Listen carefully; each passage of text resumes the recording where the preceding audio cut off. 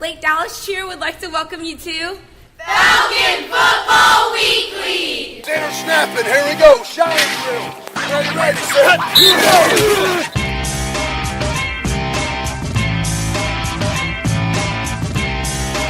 Welcome to episode 2 of Falcon Football Weekly. I'm joined on a Saturday, September 1st, Labor Day weekend, with head coach Michael Young. How you doing, Coach? Doing great. How about you? Excellent. I had a chance to travel up to Denton Bronco Field last night, Friday night, for your home opener. I'll tell you what, the Denton Bronco fans, I'll have to hand it to them. They had a packed home side of the stadium.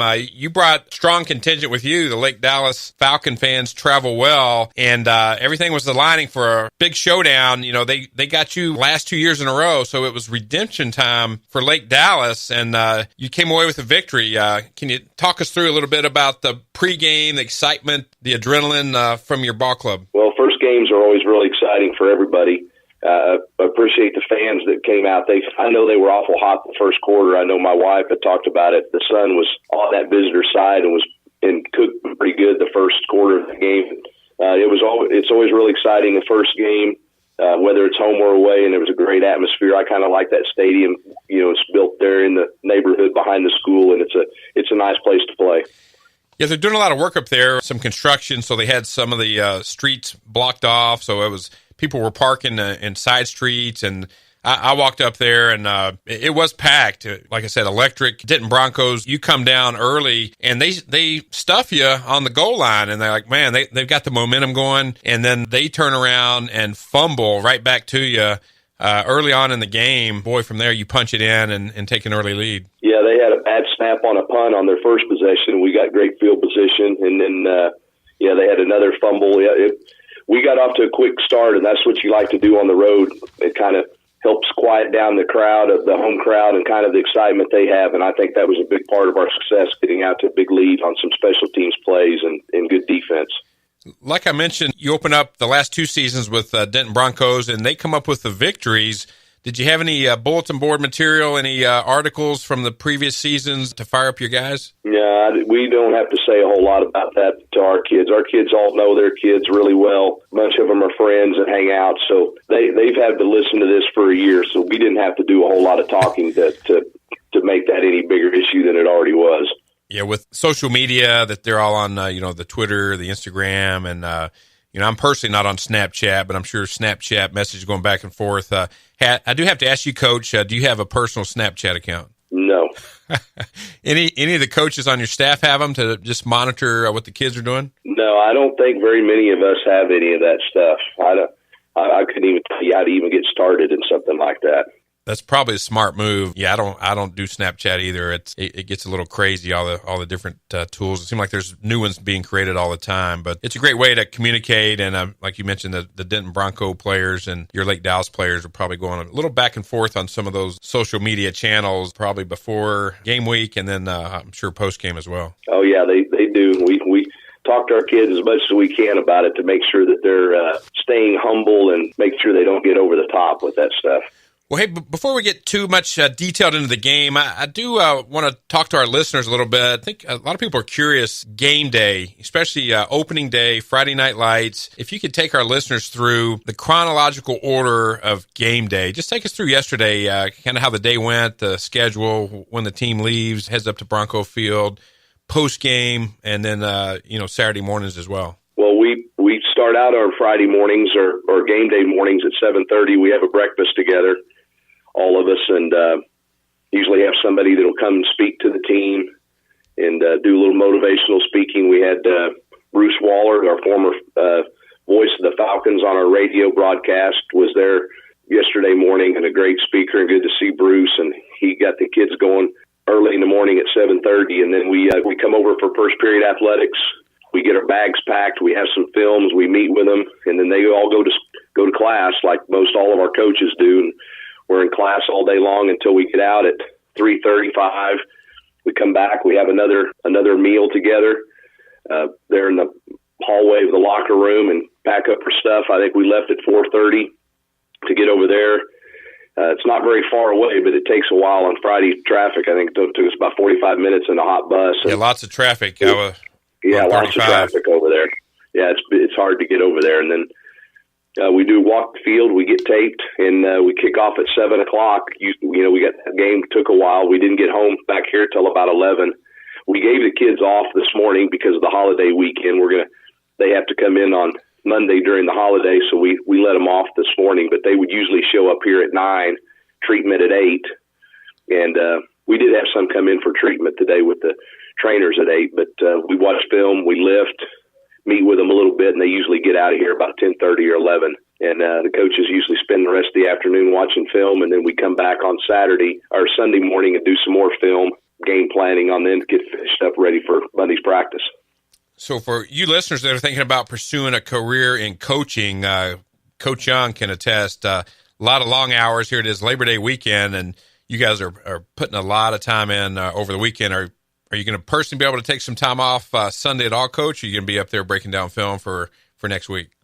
We have some time in the afternoons on Saturday and Saturday evening, and we don't have to spend a whole lot of the day Sunday, so we have some time with our family too on Sunday afternoons and Sunday evenings. So having a holiday on Monday's nice. We'll be able to all come up here, have practice in the morning, and probably get out of here by about noon and have a pretty long afternoon Monday too, to get caught up on yard work and different things like that you got to do around the house when you're not at home all week. Well, let's get back to the game.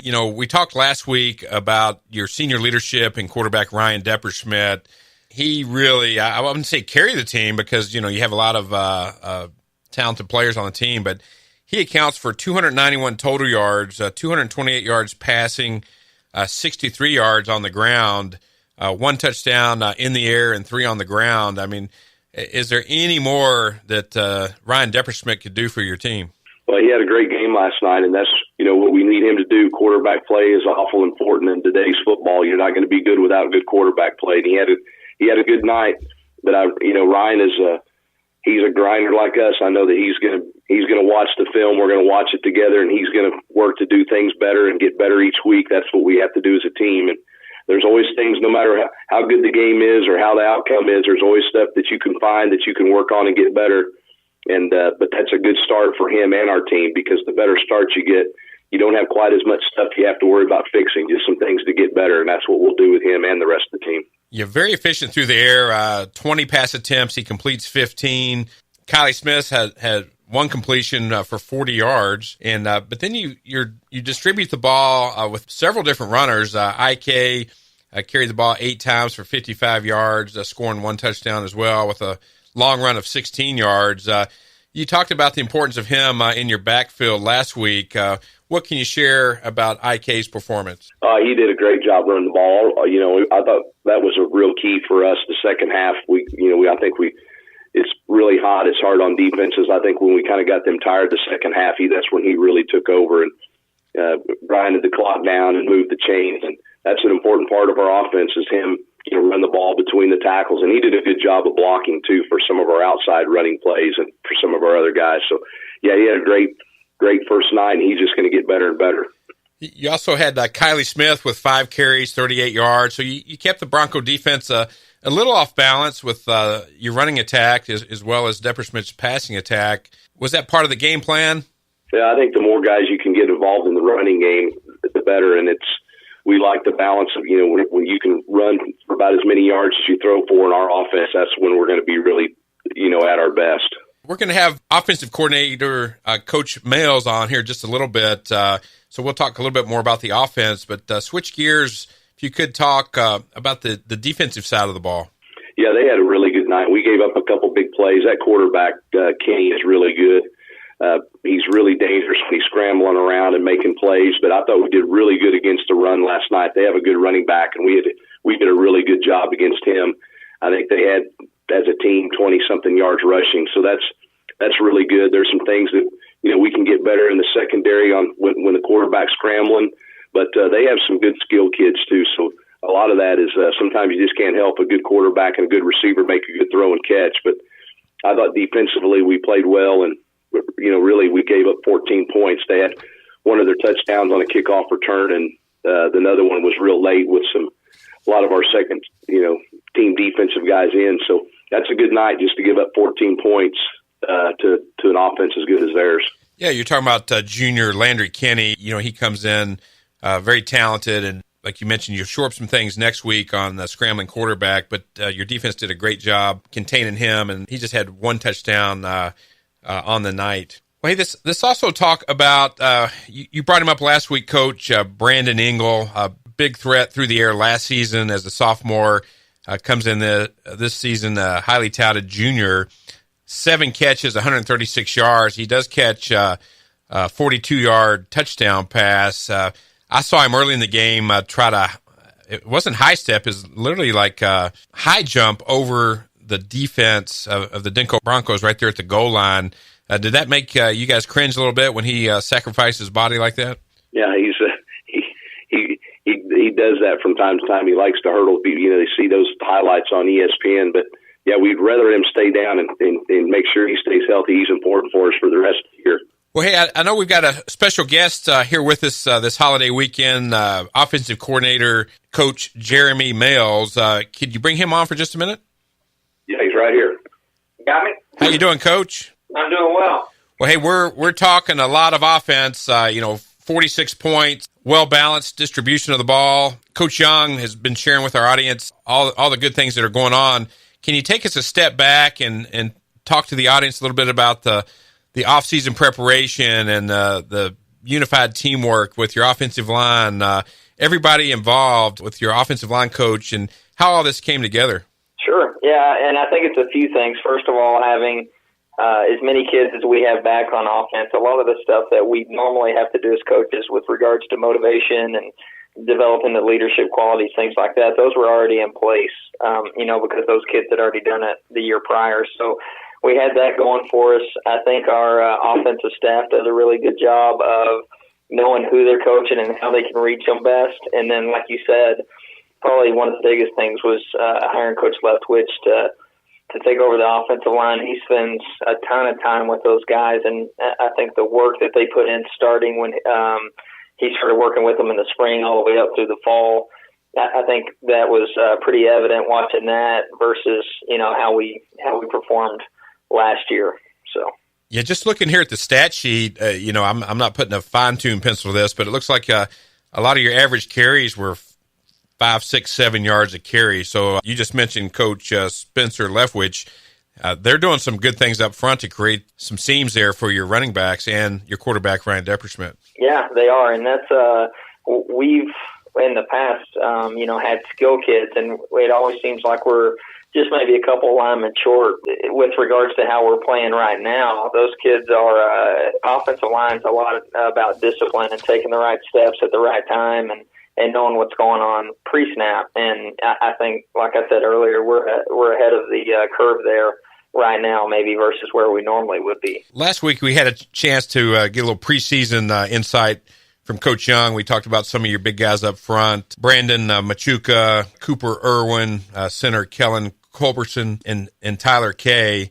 What can you share with the audience about the effort they put in last night as your offensive line? Yeah, like I said, just a lot of what they do, I mean, they're big, strong kids. So a lot of playing offensive line is having the mentality to come off the ball, which I think we're doing a good job of right now.